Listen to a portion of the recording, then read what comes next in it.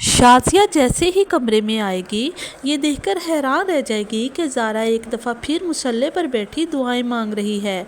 तब उसे लगेगा कि उसकी बेटी शायद सरमद से शादी नहीं करना चाहती, तो वो खुलकर अपनी बेटी से कहेगी कि अगर उसे सरमद पसंद नहीं है तो वो उसकी शादी वहाँ पर कर सकती है जहाँ वो चाहती है, मगर इसके लिए उसे खुलकर सब कुछ बताना होगा। उसे सारी बात बतानी होगी, तभी तो वो उसकी मदद कर पाएगी, वरना नहीं। ज़ारा चाहकर भी सारा का भांडा फोड़ने वाली नहीं है, इसलिए आदल जब अपनी मोहब्बत का इजहार इसे करेगा तो वो बातों बातों में उसे चुटकियों में उड़ाकर रख देगी। कभी भी आदल को नहीं बताएगी कि वो सारा नहीं बल्कि ज़ारा है। आदल बेचारा तो यही समझता है कि शायद सारा उससे शर्माती है और इसी वजह से अपनी मोहब्बत का इजहार उससे नहीं कर पा रही, मगर वो ये नहीं जानता कि उसके आगे कौन बैठा है। जैसे ही विक्की को मौका मिलेगा वो फ़ौरन सारा को आ घेरेगा। सारा उससे काफ़ी डर जाएगी क्योंकि उसके पिछले तजुर्बात विक्की के साथ कुछ अच्छे नहीं रहे।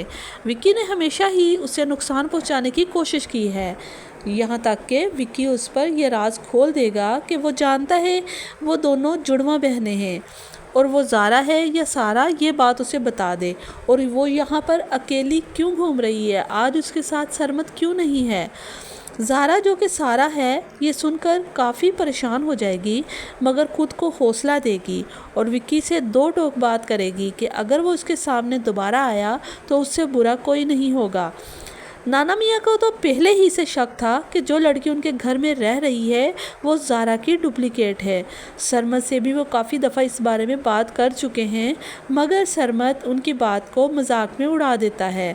मगर नाना मियाँ जान चुके हैं कि जो लड़की उनके घर में है वो उनकी नवासी तो हरगिज़ नहीं हो सकती, और उन्हें इस बात का शक है कि कहीं वो शाज़िया की दूसरी बेटी तो नहीं जिसके बारे में फ़रहत ने उनसे कहा था कि वो मर चुकी है।